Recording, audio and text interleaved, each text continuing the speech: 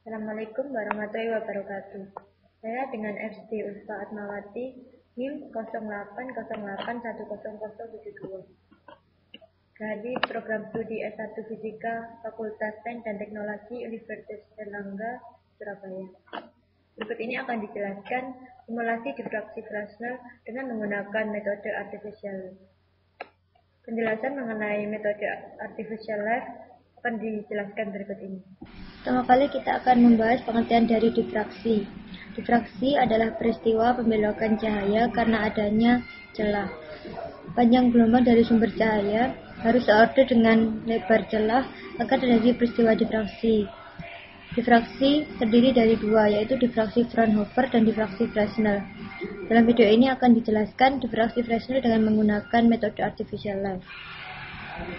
Diffraksi Fresnel adalah diffraksi pada jarak dekat yang terdiri dari sumber, celah, dan juga layar. Titik-titik pada celah akan berkontribusi terhadap titik-titik di layar, sehingga nantinya titik-titik ini akan berinterferensi dan juga bersuperposisi, sehingga akan dapat dicari pola intensitas dari diffraksi tersebut.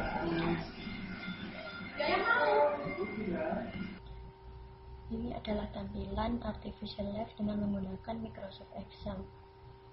Pada sheet pertama ini ada beberapa parameter yang digunakan dalam artificial light ini, yaitu lambda, jarak sumber ke celah, jarak layar ke celah, skala layar, celah, dan amplitudo.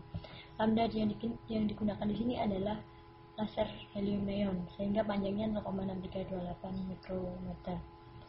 Sedangkan angka untuk skala ataupun jarak di sini bisa diisi terserah sesuai dengan keinginan, karena angka-angka di sini sudah dilingkan dengan sheet 2, 3, 4, dan juga 5, sehingga apabila ini diganti maka grafik juga akan berubah. Pertama yang akan kita lakukan dalam mencari pola intensitas diffraksi dengan metode artificial light adalah mencari panjang lintasan antara sumber dengan celah.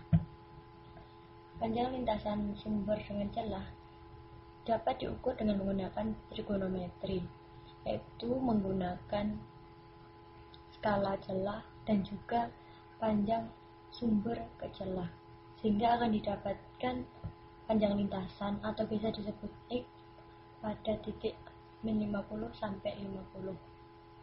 Setelah kita mencari panjang lintasan ataupun X antara sumber dan celah, yang kedua adalah kita mencari panjang lintasan celah ke layar. Pada panjang lintasan celah ke layar, kita menggunakan prinsip yang sama, yaitu trigonometri untuk mencari nilai X-nya. Untuk nilai X pada setiap titik di celah akan memberikan kontribusi pada titik di layar. Jadi untuk setiap titik pada di celah, dia akan memberikan nilai pada semua titik yang ada di layar, sehingga data yang dimasukkan akan sangat banyak. Kemudian setelah panjang lintasan antara celah dan layar sudah dicari dengan trigonometri tadi, maka langkah selanjutnya adalah menjumlah panjang lintasan total, di mana panjang lintasan total ini adalah penjumlahan antara panjang lintasan sumber celah dan panjang lintasan celah ke layar.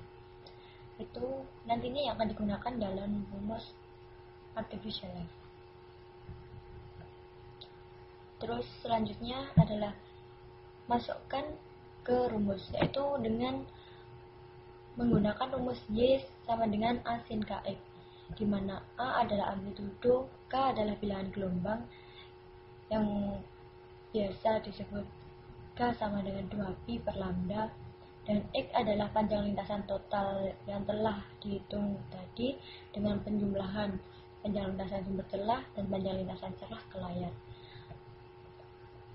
Jadi mencari Y pada semua titik yang berada pada layar.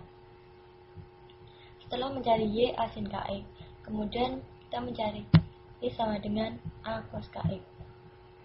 Dengan perhitungan yang sama, hanya mengganti sin dengan cos, maka akan diperoleh hasil sebagai berikut. Nilai-nilai Y ini adalah nilai-nilai pada setiap titik pada layar. Setelah mencari Y A sin KX dan Y A cos KX, maka yang terakhir adalah intensitas. Intensitas di sini adalah hasil penjumlahan antara Y A sin KX kuadrat plus Y A cos KX kuadrat. Kenapa harus dikuadratkan? Karena di sini agar nilai-nilai yang minus sehingga tidak menjadi minus, atau dengan kata lain harus dimutlakkan agar dapat dicapai hasil yang optimal. Setelah kita mencari semua yang dibutuhkan, maka selanjutnya kita adalah hasil dari difraksi itu. Intensitas yang telah dihitung tadi maka akan diplot menjadi grafik sebagai berikut.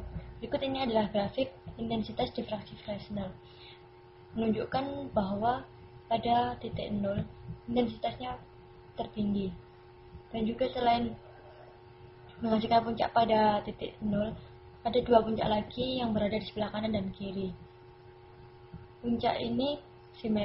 Kedua puncak ini simetris, dan juga nilai intensitasnya lebih kecil daripada difraksi Fresnel intensitas yang ada pada titik 0. Hasil menggunakan artificial light sesuai dengan yang ada pada teori, yaitu grafiknya berbentuk seperti pada gambar berikut, sehingga kita dapat menggunakan artificial light sebagai metode alternatif untuk mencari pola difraksi. Sekian